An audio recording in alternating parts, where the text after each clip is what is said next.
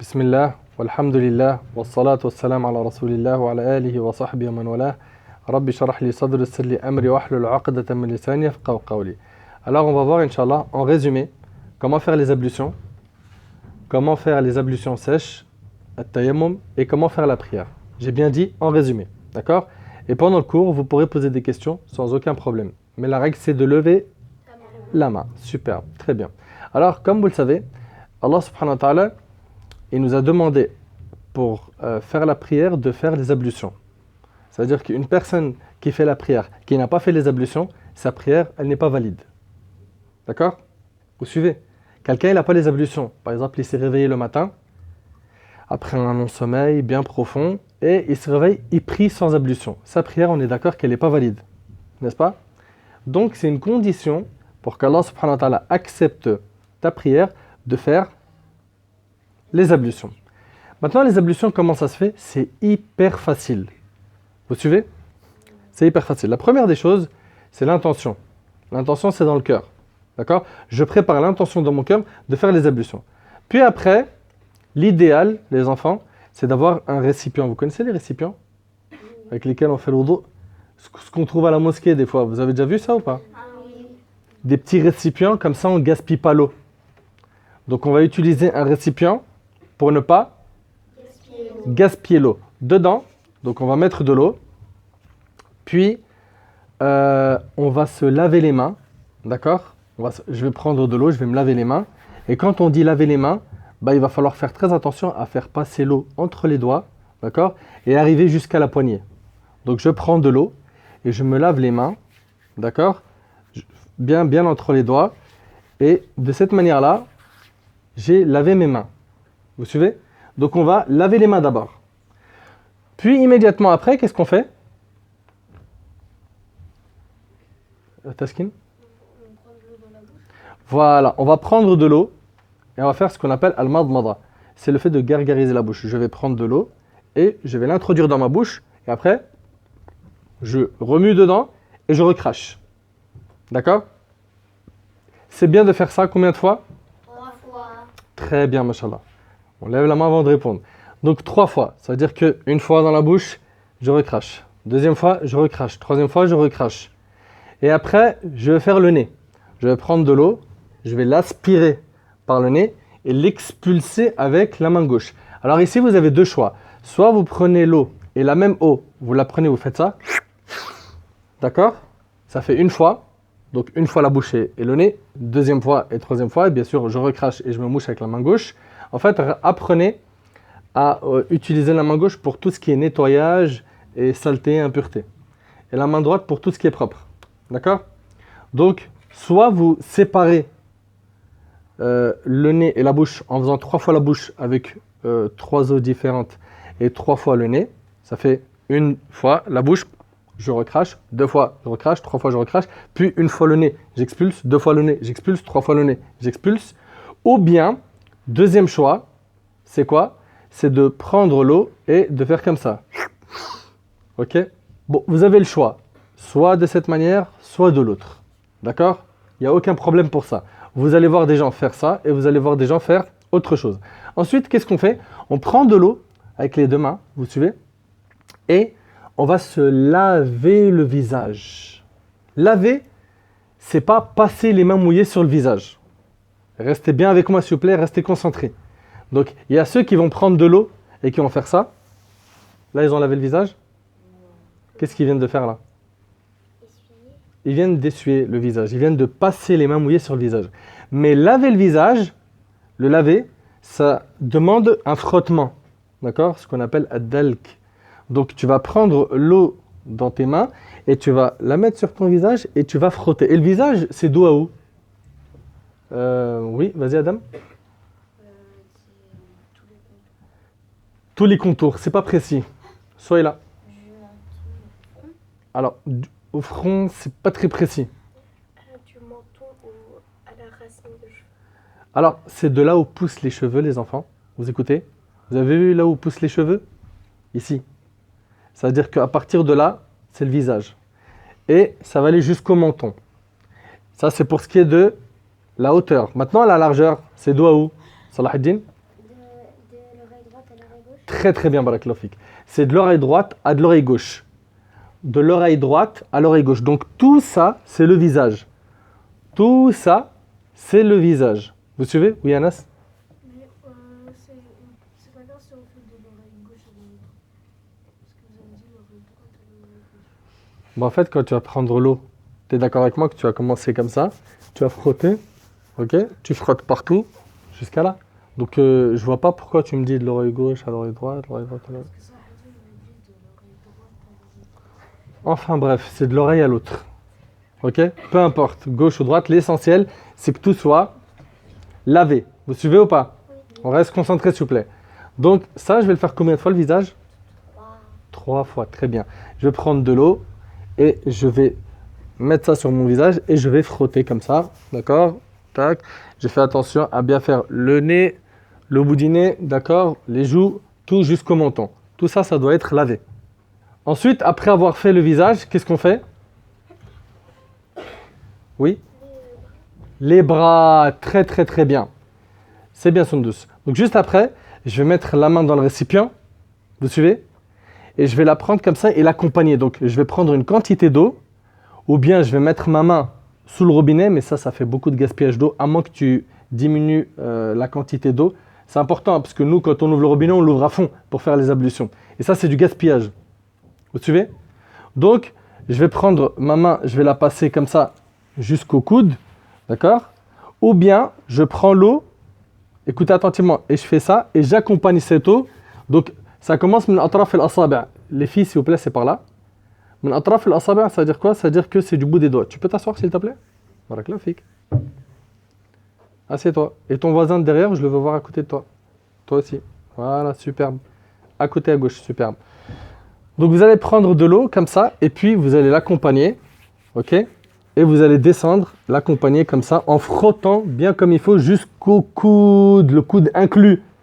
Il y en a beaucoup parmi vous, les enfants, quand ils font les ablutions, ils font ça. Surtout quand le robinet est ouvert, ils mettent leurs mains comme ça. Déjà, ils commencent même pas par le bout des doigts, ils commencent par la poignée. Et puis après, ils s'arrêtent juste là. Et cet os, ils ne le touchent pas. Il est sec. Ils n'ont pas bien lavé le bras. Ils ont oublié un membre obligatoire des ablutions. Ça, c'est pas correct. D'accord? Donc, c'est hyper important. Tu vas prendre l'eau, hop. C'est bon. Une fois, 2 fois, 3 fois. Après, pareil, la main gauche, 1 fois, 2 et 3. Jusqu'au coude. Le coude inclus, hein, d'accord? Dès que j'ai fait ça, qu'est-ce qui reste? Oui? Les mains, il faudra les mouiller et les passer sur la tête. Vous suivez ou pas? Passer les mains mouillées sur la tête. Donc je vais mouiller mes mains et après je vais faire comme ça, regardez bien. Comme ça. Hop. Et après, je reviens. D'accord? C'est l'aller qui est obligatoire. Vous vous rappelez, on avait vu ça ensemble. Hein. Le retour, c'est Sunna. Ok? Pour les filles, celles qui ont des chignons, tout ça, bah, vous faites comme ça. Ok? Et puis, vous essayez de passer la main mouillée un peu partout. Si vous avez une natte ou des cheveux longs, vous prenez vos cheveux, vous les mettez sur le côté et vous les accompagnez comme ça. Après, il reste quoi? Tu peux bien t'asseoir, s'il te plaît? Vas-y, réponds. Il y a les pieds. Avant ça. Les oreilles. Les oreilles, je vais mettre les doigts dans le récipient et je vous recommande d'utiliser l'index et le pouce. Donc vous allez utiliser votre index pour l'introduire dans vos oreilles et là vous allez laver à l'intérieur, d'accord? Mais pas que à l'intérieur du trou, même à l'extérieur ici. Et puis le pouce, lui, va faire ici. Vous voyez? Là. Donc il y en a un qui lave dedans et il y en a un qui lave dehors. C'est bon? Puis après, les pieds. Donc je vais mettre mon pied sur le lavabo et puis je vais laver les pieds en passant les doigts entre mes doigts de pied. D'accord? Et bien sûr, super important, je lave les pieds jusqu'aux chevilles. Barakallahu fikum. Super bruit. Est-ce que pour les cheveux, on a le droit de faire ça? Et en même temps, pour les oreilles. Alors oui, il y a des savants qui autorisent à faire ça, et avec la même eau, ils font les oreilles. Il y a des savants qui autorisent ça. D'accord? Donc si vous voyez quelqu'un faire ça, il n'y a pas de problème. C'est une bonne question, Youssef. Et il y a des savants qui vont faire les cheveux avec passer les mains mouillées sur la tête avec une eau et les oreilles avec une nouvelle eau. D'accord? Ça, c'est en résumé pour les ablutions. Est-ce qu'il y a des questions? Oui? Quand vous dites qu'il y a une bassine, mais on en a besoin d'eau pour la mauvaise et la bonne. Bah, en fait, la mauvaise eau, tout ce que tu vas nettoyer, tu vas comment dire, vider dans le lavabo. C'est-à-dire, quand tu vas expulser, comment dire, ce qu'il y a dans ton nez, tu prendras de l'eau et tu laveras ta main gauche avec. Sachant que tu as fait ça avec la main gauche. Oui? Vous avez dit si on n'arrive pas jusqu'à ici, c'est pas bon. Alors si on n'est pas arrivé jusqu'à ici, ça veut dire que notre ablution sera annulée? Ouais, il faut impérativement cette partie. C'est obligatoire. Mais si on ne savait pas? Si on ne savait pas, c'est pas grave. Ok? Si on ne savait pas, bah on est là pour apprendre. D'accord? Maintenant, voyons ensemble comment on fait les ablutions sèches. Les ablutions sèches, comment on appelle ça? Oui, Sam? Tayammum. Très bien. At-tayammum, ça, comment est-ce qu'on l'utilise et surtout, quand est-ce qu'on a le droit de l'utiliser? On utilise le tayammum lorsqu'on n'a pas d'eau. C'est-à-dire que, par exemple, quelqu'un il est dans le désert, il n'y a plus d'eau. Ok? Là, à ce moment-là, il a le droit de faire quoi? Tayammum avec la terre, sans problème. Donc, comment ça se passe, tayammum?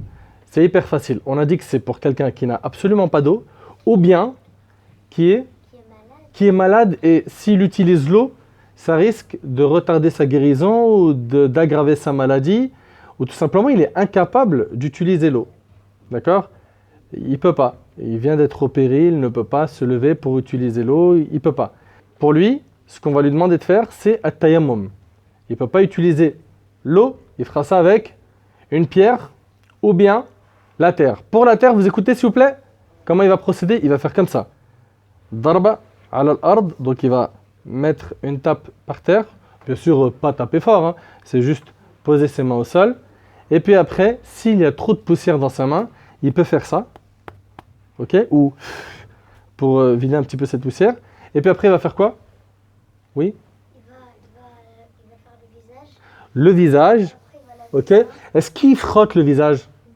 Non. Il passe dessus. On a dit que frotter, c'est qu'avec l'eau. Il fera juste comme ça un passage, ok, sur le visage et la main jusqu'au poignet. Oui? Mais si par exemple on n'est pas handicapé, on n'a rien, mais il n'y a pas d'eau, il faut chercher à 30 km. Non, pas 30 km, non. Un périmètre d'à peu près 3 km, s'il n'y a rien autour, là, à ce moment-là, la personne, elle peut avoir recours au tayammum. Bien sûr, si elle peut acheter cette eau, par exemple, il n'y a plus d'eau à la maison, mais elle peut acheter de l'eau, ou il y a une coupure d'eau dans l'immeuble, et qu'elle est capable d'acheter de l'eau, elle achètera de l'eau, elle ne fait pas de tayammum. Vous avez compris? Pour tayammum, par contre, il y a un point important, c'est pas comme les ablutions, dans le sens où, tu restes avec nous? Dans le sens où, quand on fait les ablutions, si j'ai les ablutions à Salat al-Dhuhr et je les ai encore pour l'Asr, est-ce que je peux faire la prière de l'Asr, sachant que je n'ai pas perdu mes ablutions entre-temps? Je parle des ablutions normales. Ah oui. J'ai le droit? Oui. J'ai le droit de faire une autre prière tant que j'ai encore mes ablutions. Je parle des ablutions qu'on a fait avec de l'eau. Maintenant, si c'est les ablutions sèches, ça veut dire quoi? Tayammum, et bien là, j'ai le droit de faire qu'une seule prière obligatoire par tayammum. C'est-à-dire, si pour Salat al-Dhuhr, je suis dans le désert, je ferai tayammum, ou bien j'utilise une pierre. Si j'ai une pierre, et ben c'est simple, je la prends, je frotte avec comme un savon, je la pose, j'essuie mon visage, ma main, jusqu'à la poignée, et là c'est bon. J'ai fini le tayammum. D'accord? Donc si jamais je n'ai pas d'eau, je fais tayammum. Mais le tayammum, il est valable que pour une seule prière. C'est-à-dire que pour la prière d'après, il faudra que je refasse tayammum si mes conditions sont toujours les mêmes, c'est-à-dire que je n'ai pas accès à l'eau. Ou que je suis incapable d'utiliser l'eau. Oui? Le tayammum, il se finit dès qu'une autre prière elle passe. Voilà, en fait, dès qu'une autre prière arrive, le tayammum, il prend fin. Il faudra refaire un nouveau tayammum. Oui? Mais quand on fait le truc qu'on utilise pour faire qu'il soit pur, Bien sûr, la terre, ça doit être une terre pure. Si c'est une terre impure, d'accord? Ou que quelqu'un prend une pierre qui est impure, non, ça ne peut pas ça ne peut pas servir pour tayammum. Oui? Est-ce qu'on doit changer de pierre ou de terre quand on a Non, non, non, non, non. Si, comment dire, si ta pierre, elle est pure, bah, tu peux la réutiliser autant de fois que tu veux pour tayammum. C'est bon jusque-là? Oui, c'est bon? Oui, Est-ce qu'on a le droit de faire taillement avec du sable? oui, c'est permis. C'est permis. Ensuite, on va continuer maintenant. C'est bon pour tayammum, c'est facile, hein, vous avez vu, c'est hyper facile. Maintenant, j'ai fait mes ablutions au tayammum, je vais commencer la prière. Alors pour la prière, c'est très très simple. Première des choses, c'est que mes pieds, c'est hyper important. Vous avez vu mes pieds, il faut qu'ils soient à la largeur de mes épaules. C'est-à-dire, il y a beaucoup de gens, quand ils vont prier, ils vont écarter leurs pieds comme ça, ou ils vont les coller, ils vont les resserrer et les coller comme ça. Ça, non. Et ça non plus, non. Tu vas mettre tes pieds droits à la largeur de tes épaules. Tu as vu la largeur qu'il y a ici? C'est la même qu'il y a en bas. C'est bon? Ensuite, avec une grande simplicité, tu vas dire Takbiratul Ihram. Takbiratul Ihram, c'est quoi, Hafsa? C'est quoi? C'est quand tu dis Allahu Akbar, Quand? au début de la prière. Très bien. C'est quand on dit Allahu Akbar pour rentrer dans la prière. Donc je vais faire comme ça. Écoutez bien. Allahu Akbar. Ok? Je vais lever les mains. Ok? À la hauteur de mes oreilles de cette manière-là. Donc Allahu Akbar. Et je vais mettre la main droite sur la main gauche sur la poitrine. D'accord? Et là, pendant toute la prière, je vais regarder où? L'endroit où je vais poser le front. C'est hyper important. Vous savez pourquoi? Parce qu'il y a beaucoup d'enfants, quand ils rentrent dans la prière, ils font ça. Allahu Akbar.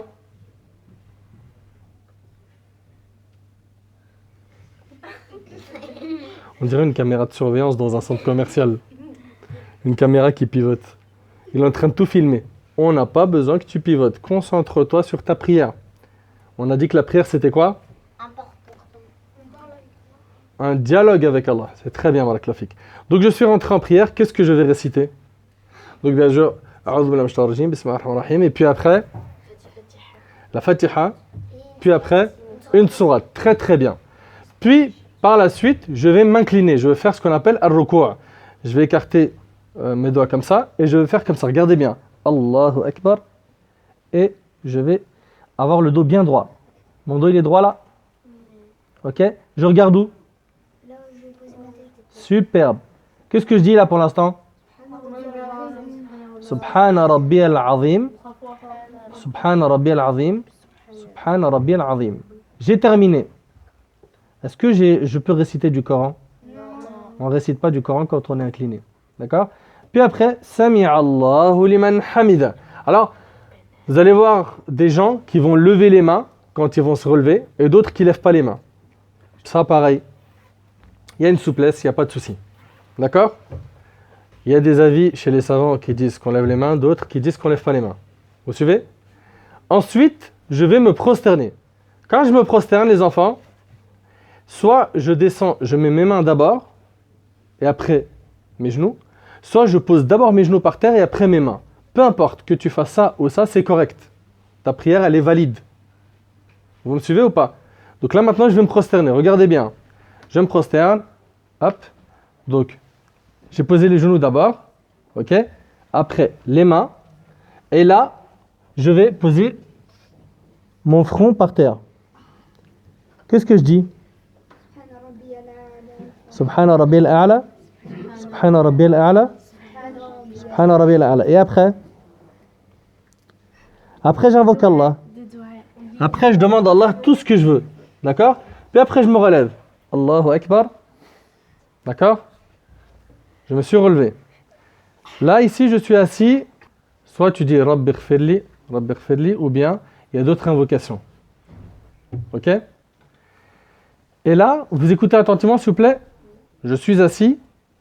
Il y a une position qu'il est recommandé de faire. C'est celle-ci. Alors, je vais vous la montrer. C'est celle-là. D'accord? Donc, en fait, je m'assois sur le pied gauche et j'ai le pied droit qui est tendu comme ça. Vous voyez? Ça fait un petit peu mal au début, ça tire un petit peu, mais c'est pas très méchant. Qui sait faire ça? Quasiment tout le monde? Masha'Allah, c'est bien, Masha'Allah, c'est très très bien. Après, je me reprosterne. Vous me suivez? Je vais me reprosterner, pareil, de la même manière. Et là, Pendant que je prosterne, il y a des choses que je vous demande d'éviter. C'est quoi? C'est des choses en fait que le prophète alayhi salam, il nous a demandé de ne pas faire, comme le fait de coller ses cuisses au ventre. Il y en a, ils vont faire ça, regardez bien. Là, ventre et cuisses, ils sont collés. Vous êtes d'accord ou pas? Ok? Aussi, un autre truc qu'il faut éviter. Regardez ce qui ne va pas, vous me dites. Hein. Regardez. Hein. Les mains. Qu'est-ce qui ne va pas? Les coudes. Les bras. Ils sont collés au sol. Les bras. Les coudes, ils sont collés au sol. Ça ne doit pas être collé au sol. Et le nez. Ça ne doit pas être collé au sol. Ça doit être comme ça. Oui. Vous suivez? Il y en a quand ils vont se prosterner. Il y en a quand ils vont se prosterner qui vont poser, on a dit, leur coude par terre. Ce n'est pas à poser par terre. On pose uniquement que les mains et on les garde levées. Et même pour ce qui est des coudes, on ne les colle pas au côté. Ok? C'est-à-dire, on ne fait pas ça. Ok? C'est comme ça. Vous suivez? Pas comme ça, mais comme ça.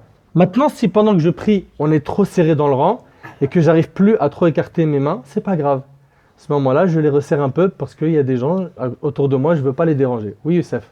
Quand on est serré, est-ce qu'on peut baisser nos bras quand On les pose pas par terre. Tu peux les baisser un petit peu, mais tu les poses pas par terre. C'est bon, il y a des questions pour l'instant? Ensuite, je me relève. Pour me relever, il y a deux manières de me relever. Soit je vais appuyer sur mes poings par terre pour me relever, ok? Soit j'utilise pas mes mains et j'utilise que la force de mes genoux, comme ça. Ok? Puis là, je vais faire la deuxième raka'a. La deuxième raka'a, c'est pareil. Donc, qu'est-ce que je vais réciter? Après, une sourate. Une fois que j'ai fini ces deux-là, qu'est-ce que je fais? Youssef? je fais encore. Je m'incline. Roko'. Très très bien, Youssef.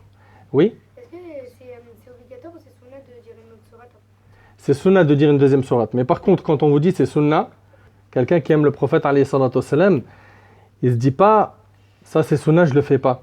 Non, il aime le Nabi alayhi salatu wassalam, il fait tout pour faire comme lui. D'accord? Alors, ensuite, je vais m'incliner à nouveau. Je dis quoi? Subhana rabbil azim, subhana rabbil azim, subhana rabbil azim. Après, Sami Allah liman hamida, rabbana wa lakal hamd. D'accord? Là, je prie tout seul. Hein. Et puis, je me reprosterne. Donc, je pose ma tête par terre. Il y a aussi quelque chose que beaucoup d'enfants font, c'est qu'ils posent uniquement que le front. Ils ne posent pas le nez par terre. Ils vont faire ça. Vous avez déjà vu? Oui. Ça. Regardez bien. Ils font ça. Est-ce que le nez il est par terre là? Non. Il faut que le nez soit par terre. D'accord? Donc je me prosterne une fois, je me rassois, je me reprosterne, et là je suis dans la deuxième raka'a. Qu'est-ce que je dois faire normalement? Issam. Superbe. Très très bien, Issam. At-tahiyyat. Pour ce qui est de tahiyyat, vous allez voir des gens qui vont jamais bouger leurs doigts. Ok? Ça existe, il y a des savants qui disent tu bouges pas le doigt, ils vont le bouger un moment. Et puis, il y en a d'autres qui vont bouger leurs doigts du début à la fin, comme ça. Vous voyez ou pas? Et par contre, pendant le tahiyyat, là, on regarde où? Le doigt. On regarde le doigt. Oui. Là, à ce moment-là, on regarde le doigt. Et puis, vous allez voir d'autres gens qui vont faire le tashahhud, pas comme ça, mais comme ça. Et ça aussi, ça existe. Oui, c'est chez l'école malikite. Oui. Des personnes qui font comme ça et comme ça. Donc, vous avez retenu ou pas? Donc, il y en a qui vont pas bouger du tout. Ils vont bouger que rarement. D'autres qui vont bouger du début à la fin. Et d'autres qui vont le faire de cette manière-là. Oui, Youssef. Est-ce qu'il y a aussi quand on fait moitié, on fait rien, et de l'autre moitié, on fait ça? Non, c'est pas vraiment comme ça. C'est pas vraiment comme ça. Oui. Tout à l'heure, quand vous avez parlé, on se relève de la raka'a. Il y a des personnes qui font ils seront comme ça. C'est-à-dire, montre-moi. Comme ça. Après, ils se prosternent. Ils remettent leur main droite sur la main gauche. Ouais, il y en a. Il y en a qui font ça. Oui. Est-ce qu'on a le droit de prier avec la main totalement posée et après juste faire ça? Ça veut dire... En fait, là, il faut savoir qu'on est en train de faire une sunna. Donc, essayez de vous appliquer pour faire les choses bien. D'accord? Oui. Le fait de bouger les doigts. Hein. Oui. C'est vrai qu'après, si l'imam il a pas terminé de Tahiyat al-Lim ou de Dua, est-ce qu'on a le droit de faire des Dua après Tahiyat al-Lim? Tu parles de la dernière raka'a? Pas forcément. Quand on est comme ça et qu'il a pas encore terminé, on peut faire la suite. Dans la dernière raka'a, on fait des du'as après le tashahhud.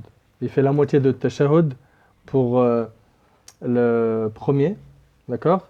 Et il fait le tashahhud complet pour la dernière raka'a où il y a le deuxième tashahhud, donc que ce soit pour le maghrib ou pour le isha. Oui, Dans la deuxième raka, on peut faire les deux tashahhud, on doit faire que la moitié ou on peut faire les... faites la moitié seulement. Ensuite, dernière chose, c'est salam. Et pour salam, c'est très simple. Assalamu alaikum rahmatullah. Assalamu alaikum rahmatullah. D'accord? Et s'il vous plaît, je vous demande vraiment de faire très attention parce qu'il y en a, quand ils vont entendre l'imam dire Assalamu alaikum rahmatullah, ils vont faire Assalamu alaikum rahmatullah, Assalamu alaikum rahmatullah. Ils vont donc finir leur salam plus rapidement que l'imam. Ça non. Quand on est derrière un imam, on fait très attention à ne pas le devancer. On ne le dépasse pas. D'accord? Faites très attention à ça. Oui, Aïssam. Est-ce que quand on est à la mosquée, quand on est derrière l'imam, on a le droit de faire à droite, on fait notre salam alaikum à droite, tout droit et à gauche? Alors oui, chez l'école malikite, il y a cette opinion. C'est l'avis répandu chez l'imam Malik, rahimallah. Eux, ils font comme ça chez les malikites. Ils font Assalamu alaikum rahmatullah. Assalamu alaikum rahmatullah pour l'imam. Et après, s'il y a quelqu'un à leur gauche, ils font Assalamu alaikum rahmatullah. Oui, S'il y a personne, ils font pas à gauche. ils font pas. Oui, Il y en a parfois, ils font salam alaikum wa rahmatullah, ils font comme ça, ils disent pas le salam, ils disent salam alaikum wa rahmatullah. normalement ils disent le salam, mais peut-être tu l'entends pas. Oui, Il y en a, ils font salam alaikum, ils font juste comme ça. c'est ce qu'elle vient de dire. Ah, c'est Ce qu'elle vient de dire. Est-ce qu'il y a des questions? Non? Vous avez vu, c'est hyper facile. Hein? N'est-ce pas? طيب, on se contente de ça, Inch'Allah. Subhanak Allahumma bihamdik. Ashhadu an la ilaha illa anta astaghfiruka wa atubu ilayk. هذا والله أعلم. بارك الله فيكم والسلام عليكم ورحمة الله وبركاته.